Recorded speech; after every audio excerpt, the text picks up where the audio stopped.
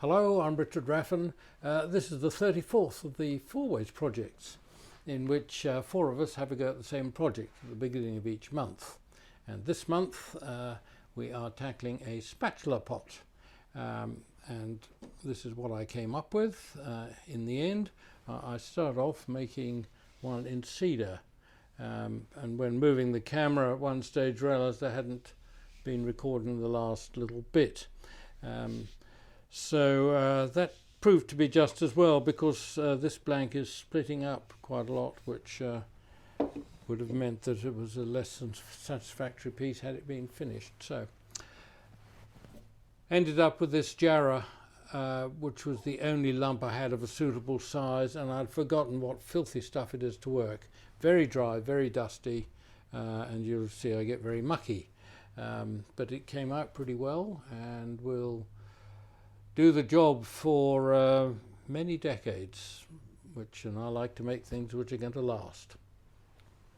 Now I'd encourage you to have a look and see what the other three got up to, and you'll find the links to their videos in the notes to this one. Now my initial idea was to have a cross-grain pot, and the cedar I had these very nice strong growth rings, so they would have been the kind of decorative element on what was probably a slightly tapered cylinder, if indeed it is a cylinder, if it's slightly tapered. But anyway, I failed to record what was happening on the inside, so you're going to see it on this bit, which is burl, and I'm not quite sure what kind it is or of the grain direction. Right.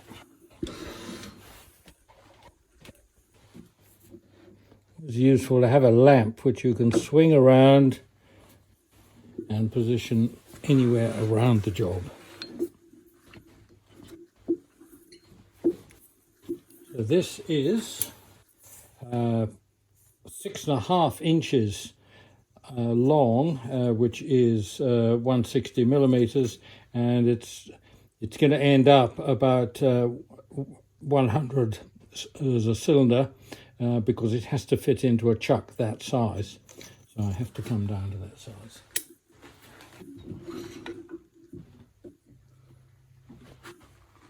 I should be roughing down as usual with a 1/2 inch spindle gouge,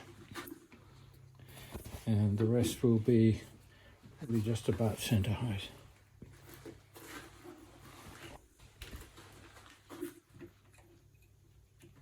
Start slow, can probably come up with this to about 1100. When it starts rattling, 1045.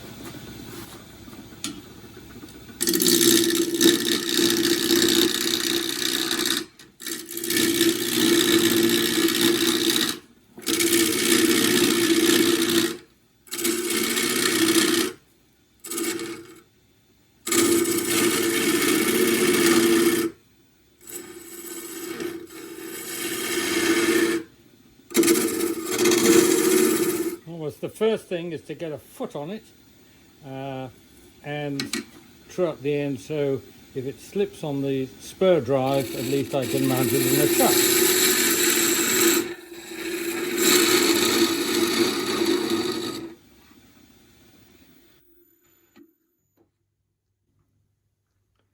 The grain appears to be running that way. Just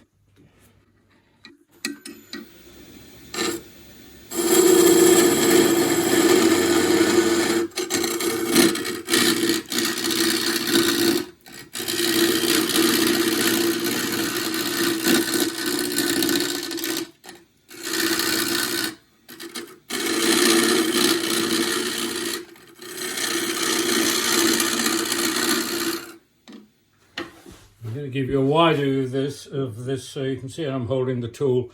I tend to hold the tool, all tools, near the ferrule, so that when I take the handle up and down, my hand doesn't move so far as it would if it was down here. And I keep the handle up against my elbow, underneath my forearm rather, and my hand into my side.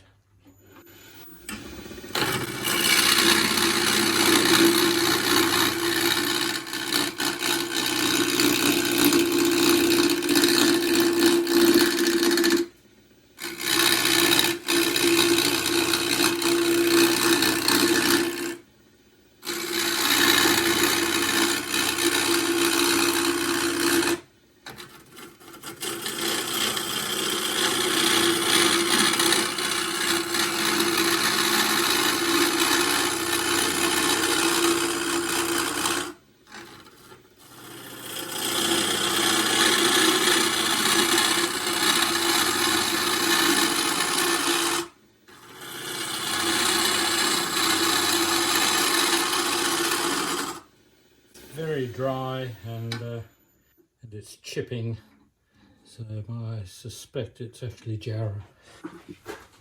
Years since I've turned much Jarrah.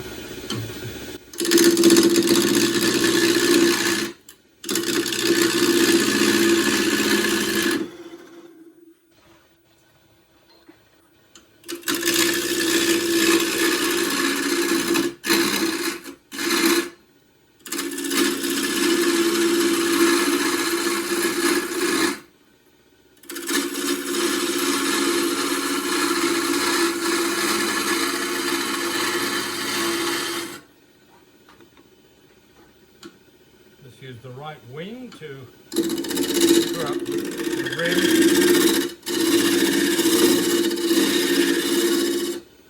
And roll it over, take a shear cut back to the middle.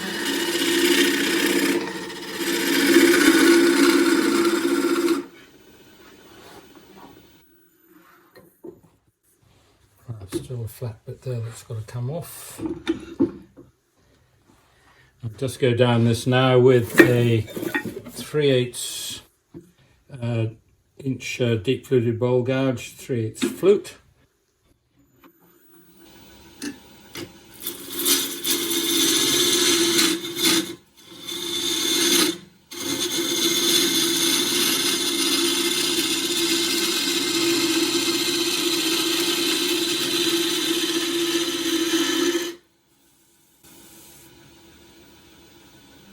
I need to decide fairly quickly soon which is the top and which is the bottom, and pretty much of a muchness either way, so I'll make this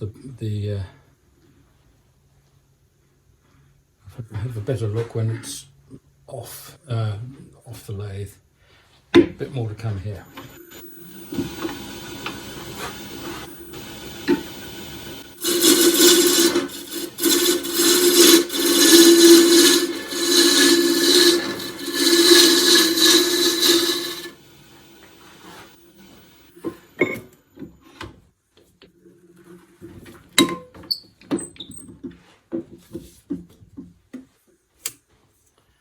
Less than 4 inches, which it is. Is that? No. Right, so this is going to be the base, because it's slightly wider.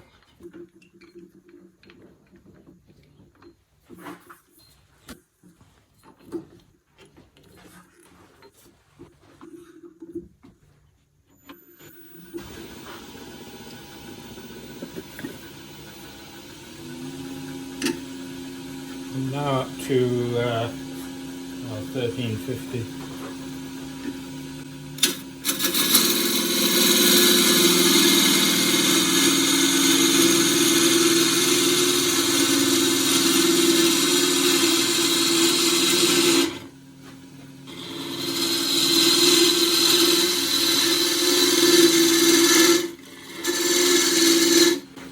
Nice to have some beads or something, so I'll just leave a bit proud there.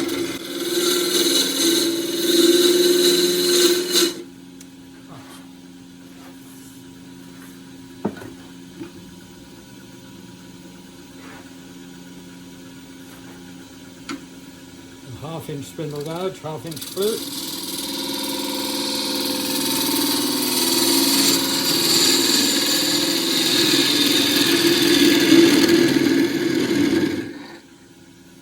This will be finished off between centres, therefore I'll be leaving a bit of a cone.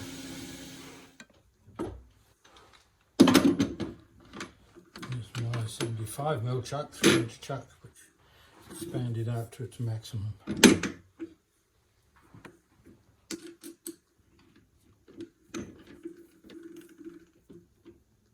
So there will be marks here, which is partly why it's going back between centres to be finished, to get rid of those.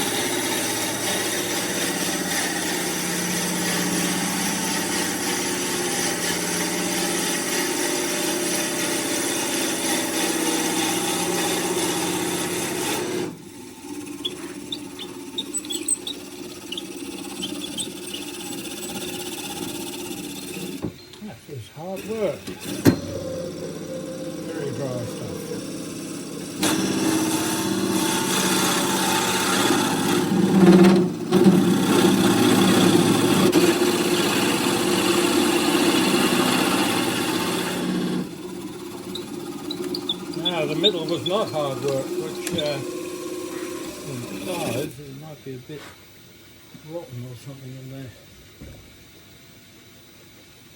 We'll find out later.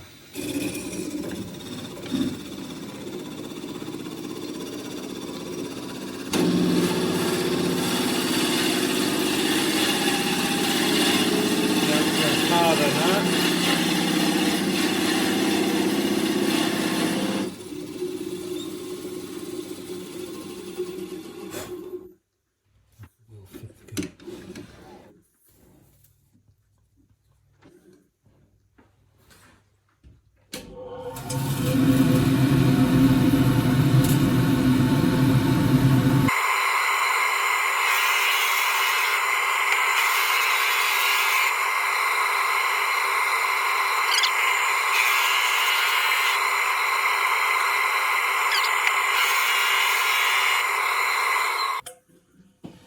The rest has to be done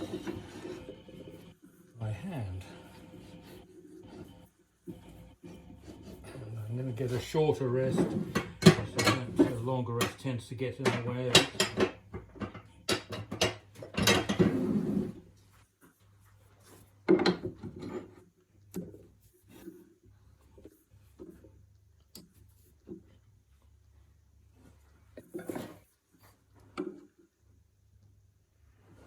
And this just goes right down to the very end.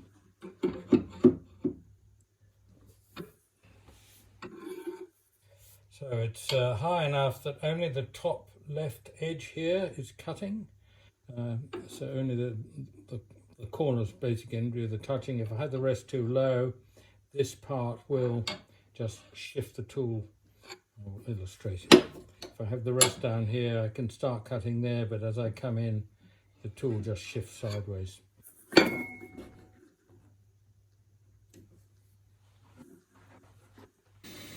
Really none of us can see what's happening in here, including me, because there's either shavings in the way or you just can't see into the hole. But normally there are shavings in the way.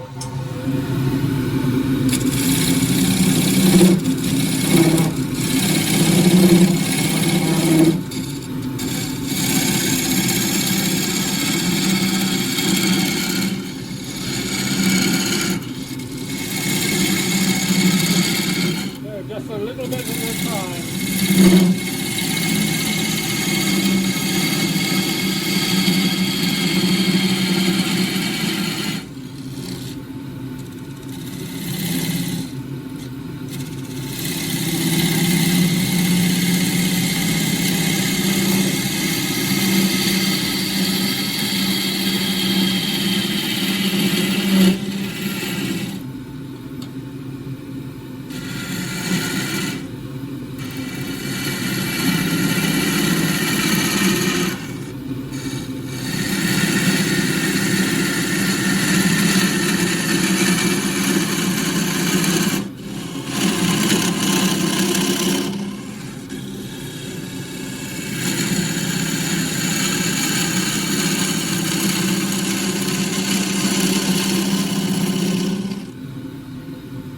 If you had a hollowing rig, that would certainly might make life a bit easier.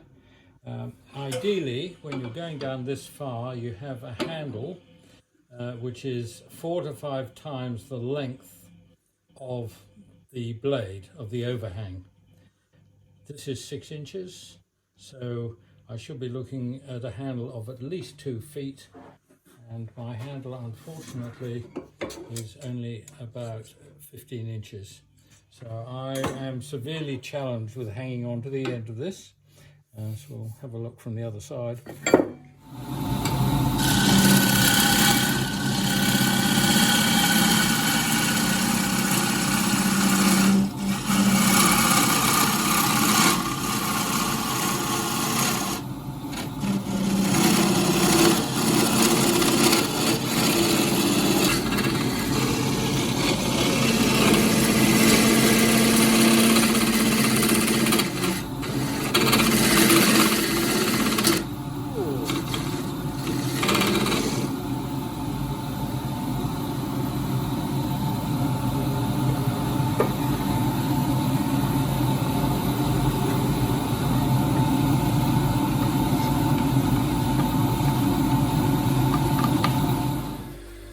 Put a new edge on my scraper. And the aim is just to go down. I pick up a little ridge there and just try and go straight in. I can see a bit of rot halfway in.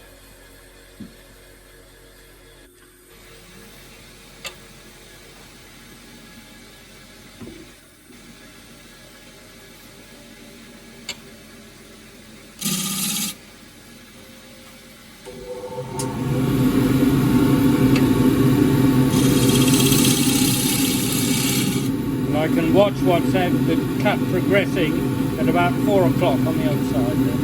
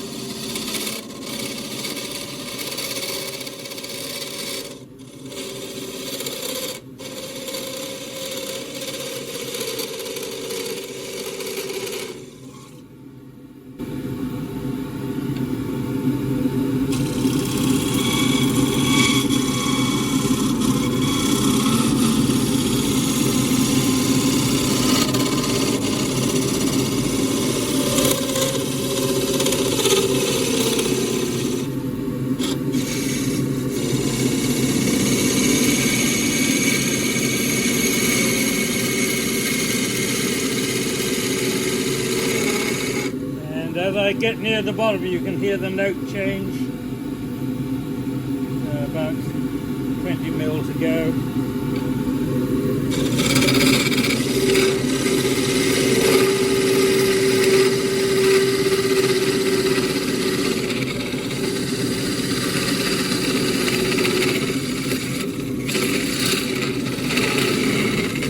Oh, catching the end grain. And then I've got the cone in the middle, which is not really what I want.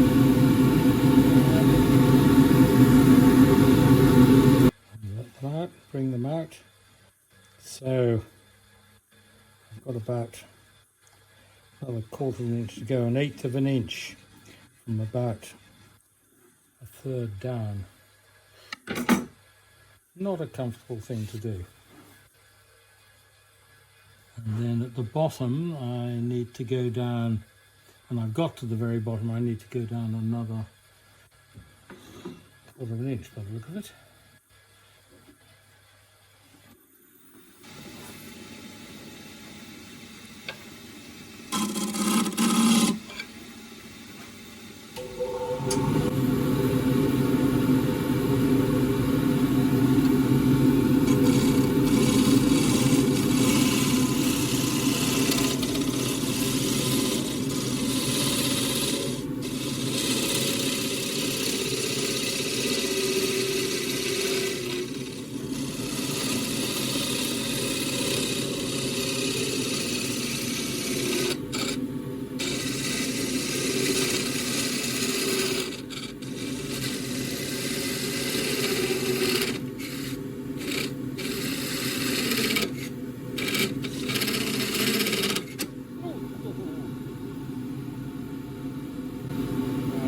actually pulled it off centre a little bit.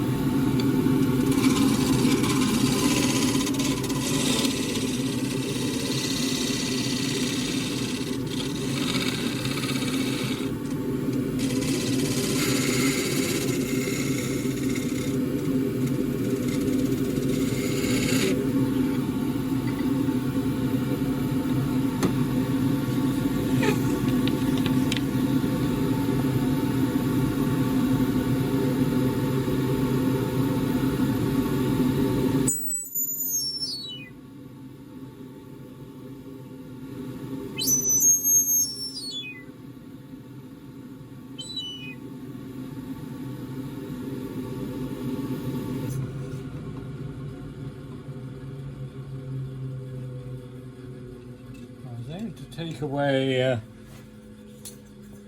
the cone in the middle from the drill, but another way around this is to, if you have a long spiky tool, is to put some grooves in across the bottom, the purpose of which is to steady the spatulas in the pot, as well as disguise the fact you didn't go far enough to get rid of the cone. But anyway, I will try and get rid of that cone. And to do that, I'm going to come in very slightly at an angle and step it out, and then sweep the tool across using the left corner and just drag it across into the corner there. It's been much easier with a much longer tool handle twice the length.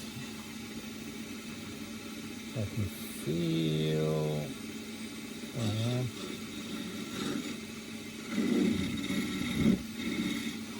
the right way up, yes.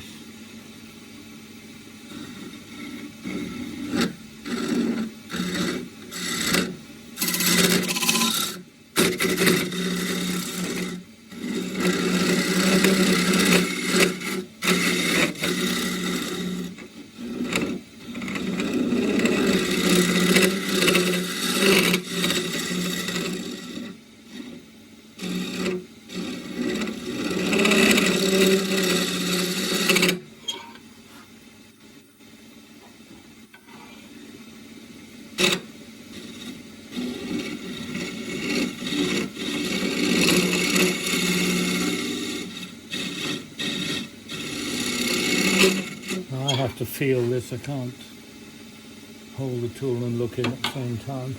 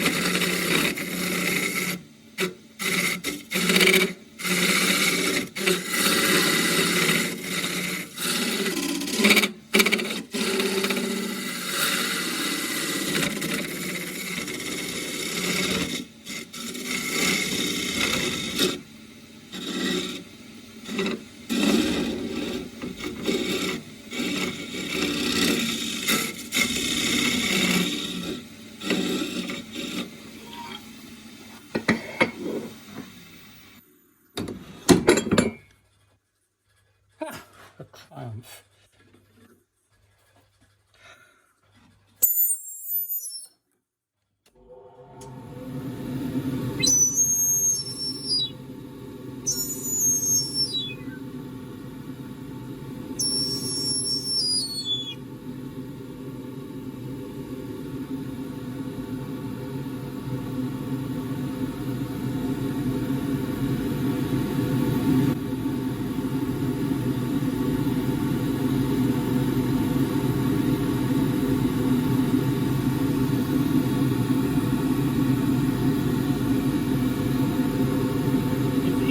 cylinder. I'm amazed. Right, so I shall sand this next using a sanding stick.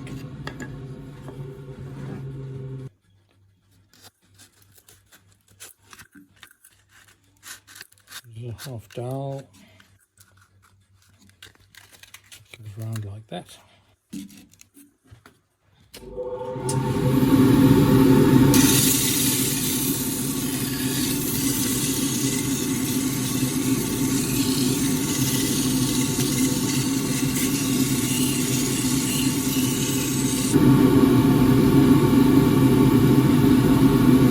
Can't remember quite how to do this.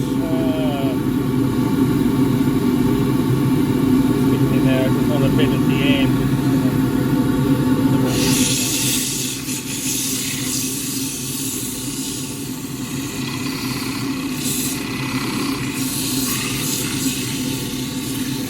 And 240.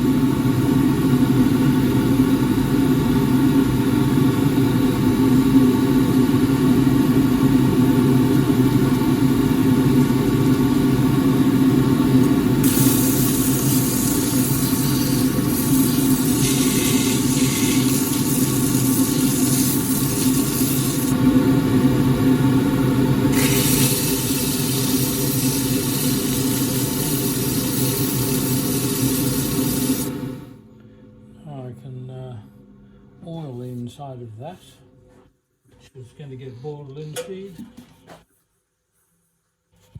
Oh, so much left.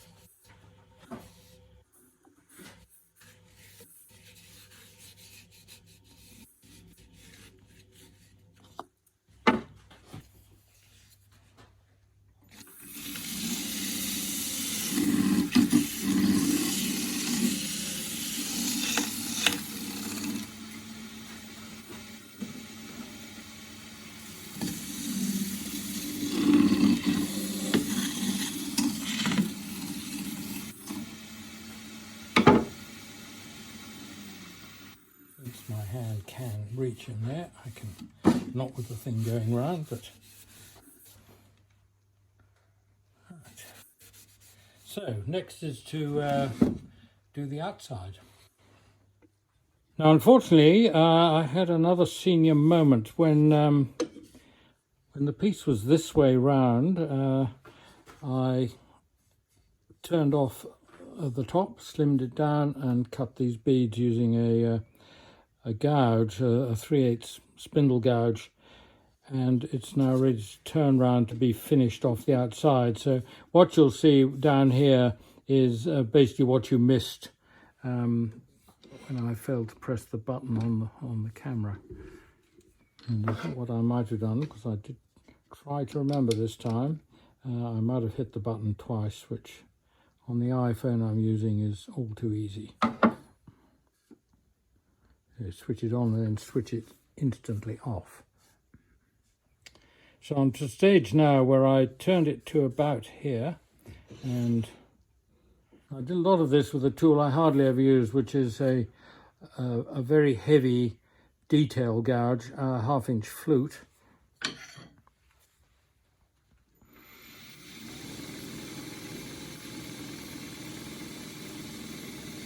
What I'm after is a slightly tapered shape.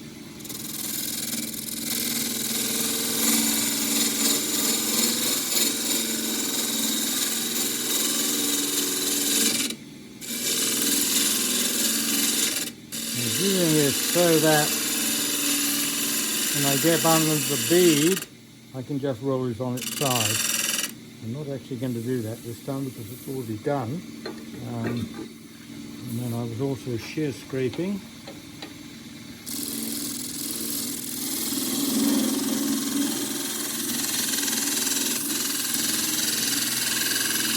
I do need up here.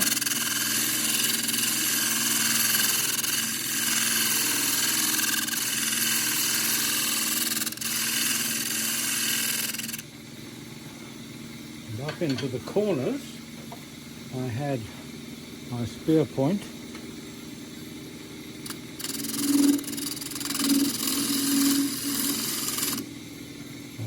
get right into the corner.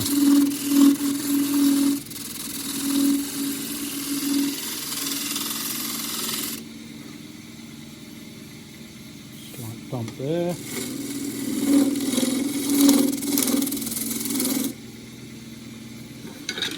And the beads were done using this 3/8 spindle gouge, 3/8 flute.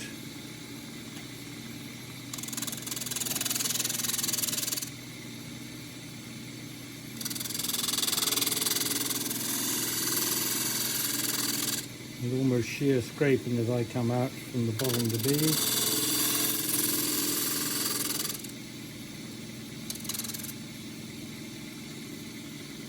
And there should be fine. And now I'm to the sanding stage, and across the bottom, nice to have something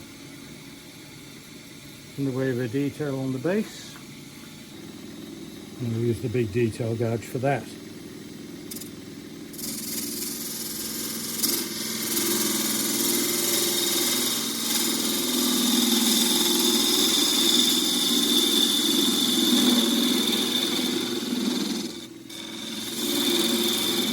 I don't think there's the slightest chance of this burl warping.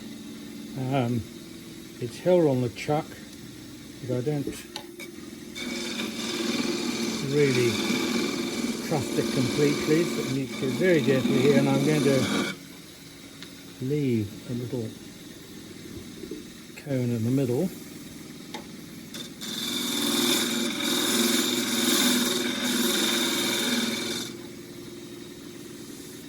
And then we'll do a bit of decoration around that.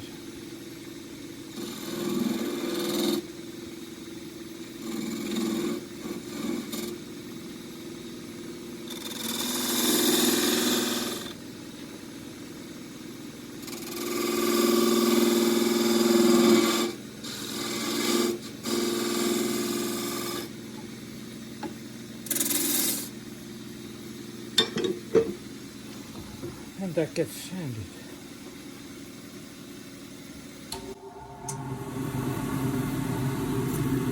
Try 180 grits.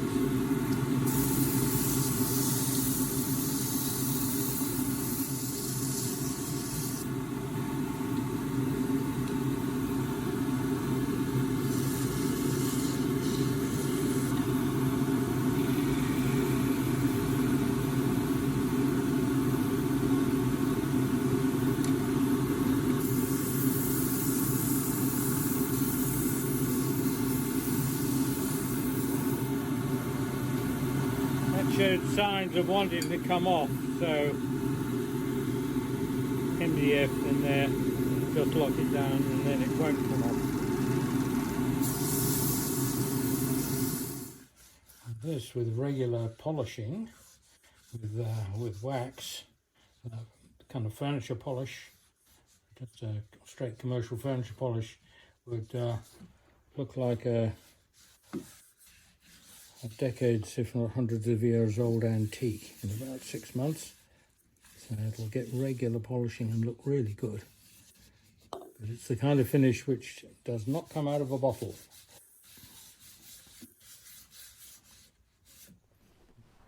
You'll find links to Sam, Mike and Tomislav's videos in the notes of this one. Thank you for watching.